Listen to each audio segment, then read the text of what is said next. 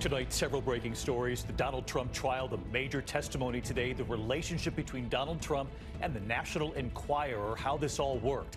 Campus protests turning violent tonight, students and riot police, the images coming in, and the vintage plane that just went down, images of the crash just in tonight.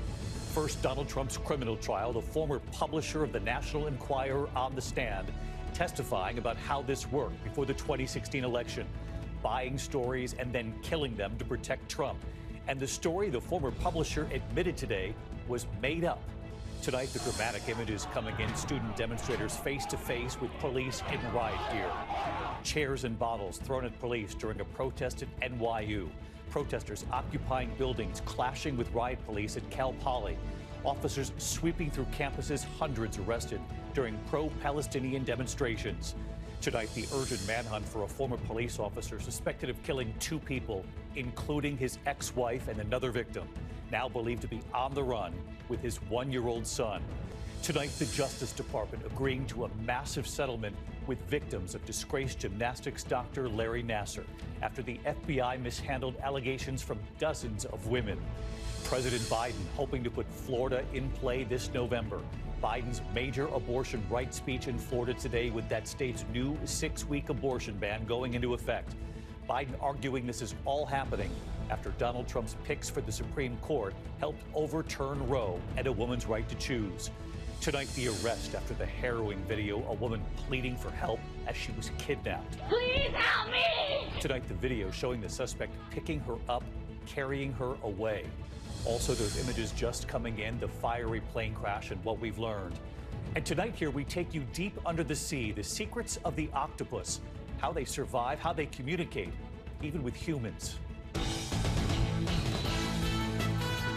From ABC News World Headquarters in New York, this is World News Tonight with David Muir. Good evening, and it's great to have you with us here on a very busy Tuesday night. We have several developing stories as we come on tonight. Campus protests now turning violent tonight. Students face to face with police in riot gear, and you'll see it. Also, this vintage plane that just went down tonight, the images coming in as well. But we do begin tonight with Donald Trump's criminal trial. Jurors listening intently today as the former publisher of the National Enquirer testified about the confidential arrangement made with Trump in 2015 to help his presidential campaign, publishing flattering stories about Trump at hit jobs on his opponents, agreeing to be Trump's, quote, eyes and ears for potentially damaging stories.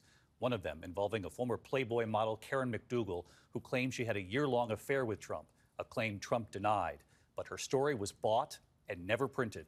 ABC senior investigative correspondent Aaron Katersky at the courthouse again tonight.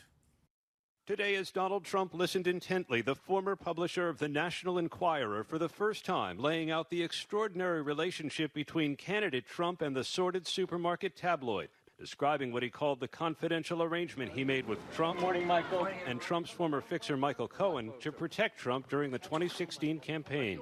David Pecker grinning widely as he pointed out Trump in the courtroom, the former president smirking back. The 2 men had been friends for years. But Pecker told the jury their relationship changed in 2015 after Trump launched his run for president. Pecker was summoned to Trump Tower that August, and in a 20-minute meeting, he said Trump and Cohen asked me what can I do and what my magazines can do to help the campaign. Pecker testified he pledged to run flattering stories about Trump and hit jobs on his opponents, and he offered to be the campaign's eyes and ears to alert Cohen if he caught wind of any potentially damaging stories. Pecker said he told Trump he'd try to kill those stories so they'd never see the light of day. As Pecker described that Trump Tower meeting, jurors were rapt, taking constant notes. Pecker then laid out how he worked with Trump and Cohen to publish attacks on rival Republican candidates. Cohen would tell him who to go after, and the tabloid would do it. One target, Senator Ted Cruz. On the witness stand, Pecker admitted the Enquirer fabricated a story falsely linking Cruz's father, Rafael, with the Kennedy assassination. They even faked a photo. Pecker testifying they took a picture of Rafael Cruz and a picture of Lee Harvey Oswald and matched the 2 together, adding, that's how the story was prepared, created, I would say. Trump, who had planted the seed, then running with the fake story about Cruz's father. What was he doing with Lee Harvey Oswald shortly before the death, before the shooting. It's horrible. Pecker told the jury he was convinced women would come forward with salacious stories to sell because Trump was the most eligible bachelor and dated the most beautiful women. Trump perking up at that description and then visibly perturbed, pursing his lips and crossing his arms as Pecker started to detail one example, the story of former Playboy model Karen McDougal, who claims to have had a year-long affair with Trump, which he denies. When he learned McDougal was trying to sell her story in June 2016, Pecker said he immediately called Cohen. He said he and Cohen were already talking a couple times a week, but after Pecker brought up McDougal, their calls became a lot more frequent. Michael was very agitated, he told the jury. It looked like he was getting a lot of pressure. He kept on calling, and each time he seemed more anxious. Pecker said he assumed Trump was asking Cohen, "Did we hear anything yet?" Finally, Pecker testified he and Trump got on the phone. He said he told Trump to buy the rights to McDougal's story. Trump's response, "I don't buy stories. Anytime you do anything like this, it always gets out." Ultimately, Pecker's company paid Karen McDougal $150,000 for the rights to her story, but never published it, all to protect Trump. Pecker's testimony resumes Thursday. Trump today complaining he's stuck in court while President Biden is out on the campaign trail. They're keeping me in a courtroom that's freezing, by the way. He's out campaigning, and I'm here in a courtroom sitting here,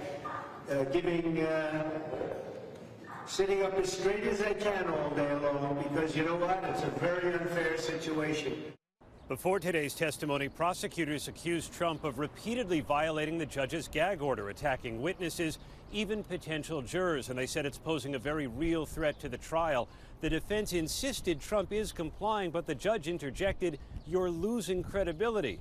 No immediate ruling from the judge, but prosecutors said, David, it's almost as if Trump is daring the judge to hold him in contempt and throw him in jail. And tonight, sources tell ABC News the Secret Service is preparing for that possibility. David? Aaron Katersky leading us off here tonight. Aaron, thank you. We turn now to the violent scenes breaking out at campus protests across this country over the war in Gaza. The dramatic images tonight, mass protests now at Columbia, NYU, MIT, Yale, the University of Minnesota, Berkeley, and several more campuses. At NYU, New York City's mayor blaming outside agitators for tossing bottles and chairs at officers.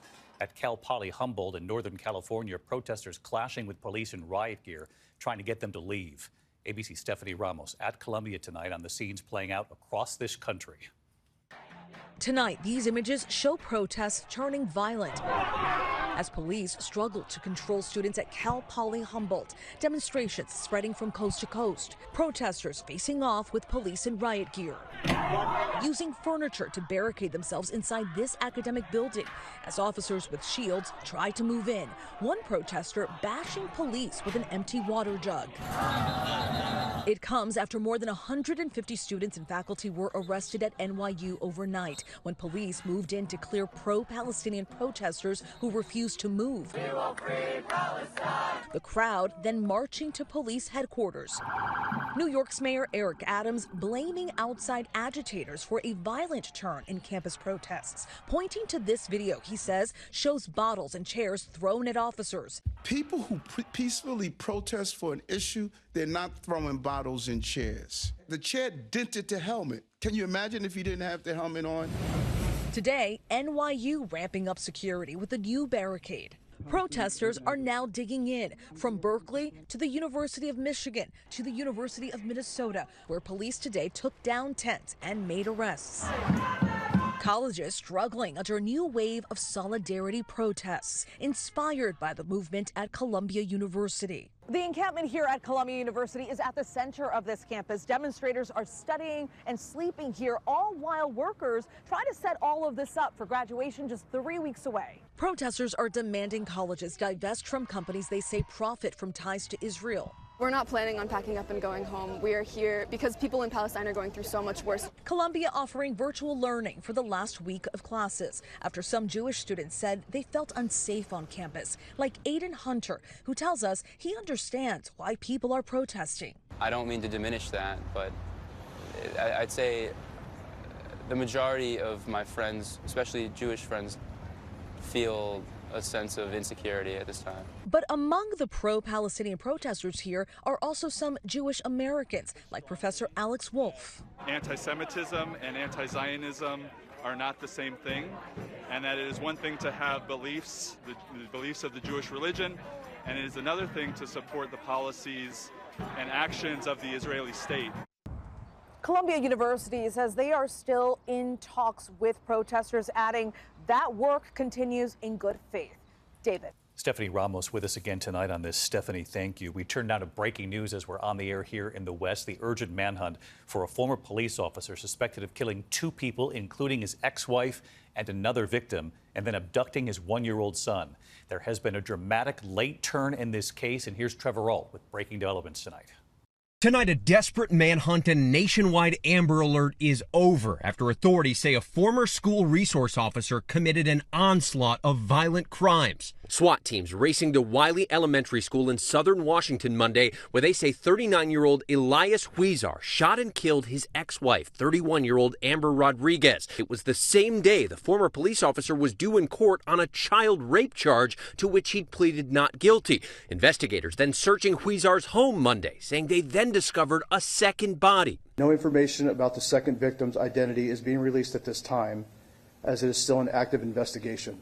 Huizar fleeing with his 1-year-old son, believed to be armed and considered dangerous and likely to commit more crimes. Then late today, Oregon State Patrol reporting they'd located Huizar heading south on I-5 near Eugene, Oregon, saying their pursuit ended with Huizar dying from a self-inflicted gunshot wound. Oh, there's the baby!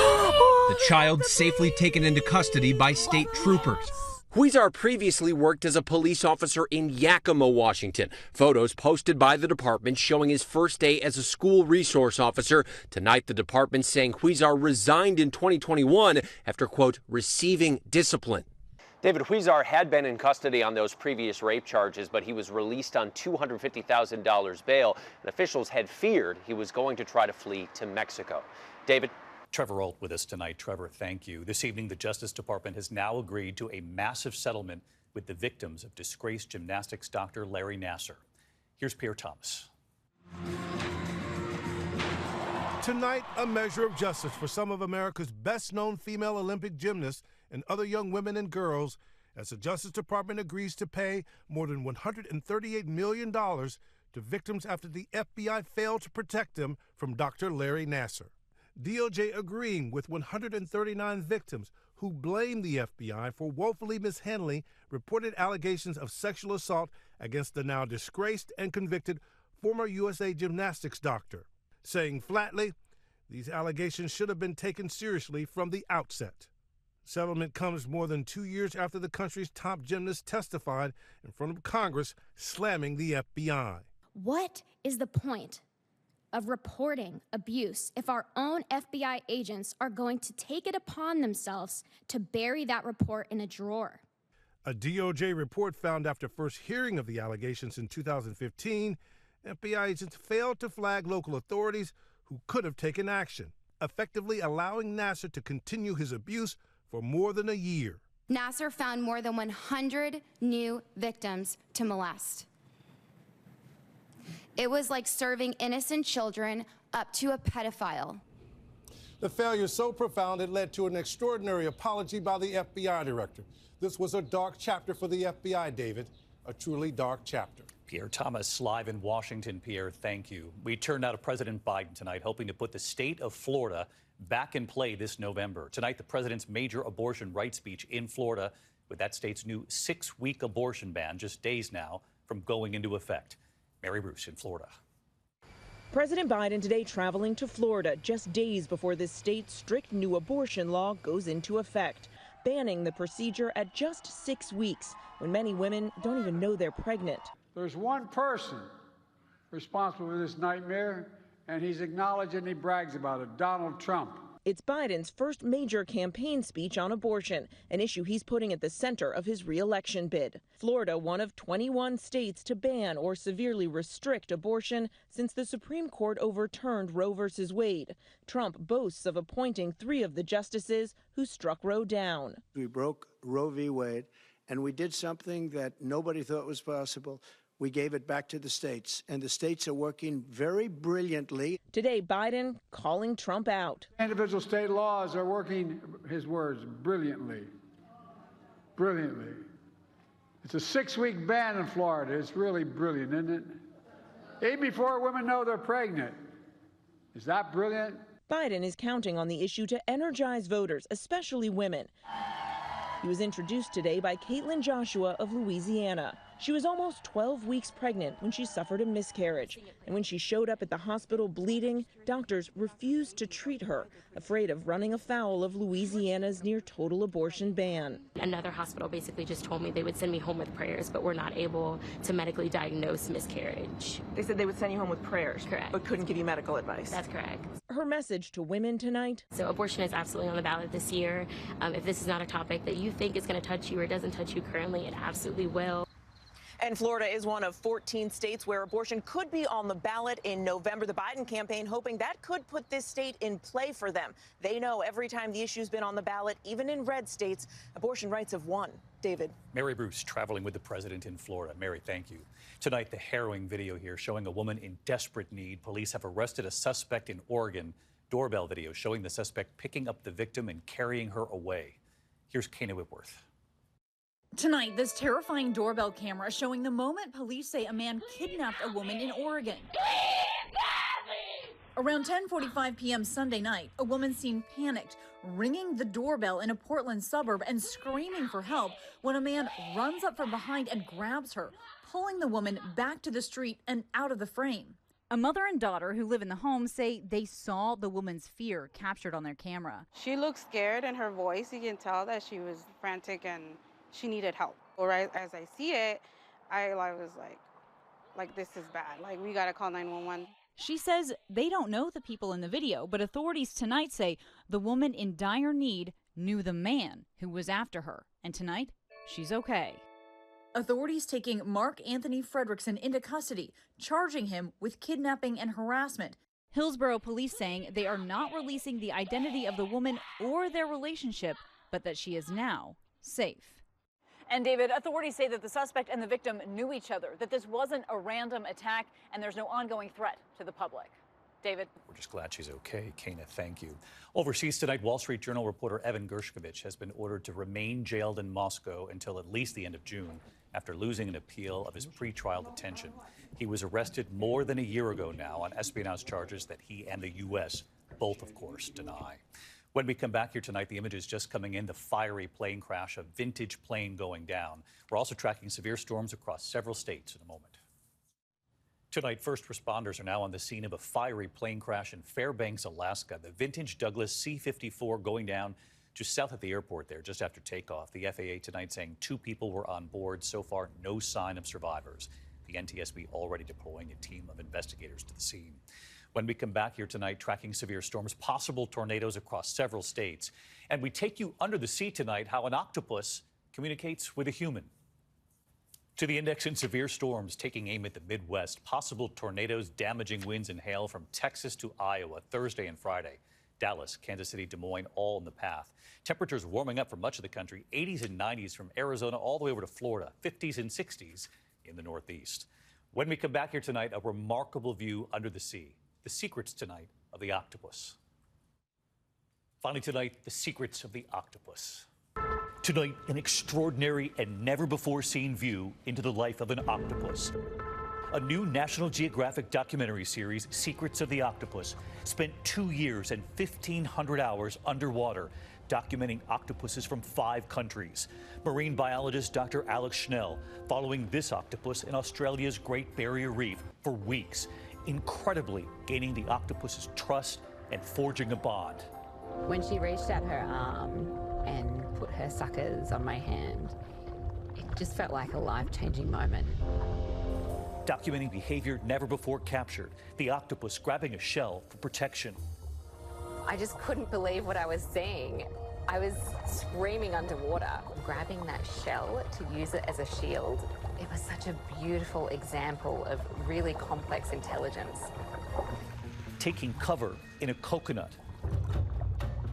The 3-part series from our partners at Nat Geo shows how the octopus survives, camouflaging themselves from predators, sharks. Their brain is connected directly to muscles in their skin. The octopus can produce an endless array of patterns and colours. Tonight, Dr. Schnell says they hope the series, its groundbreaking discoveries, will help in conservation efforts, revealing that the octopus even communicates with humans. To my surprise, she responded. She had an understanding of what I was trying to communicate to her. It just felt like magic. Secrets of the Octopus, now streaming on Hulu and Disney+. Good night. Thank you for making World News Tonight with David Muir, America's most watched newscast.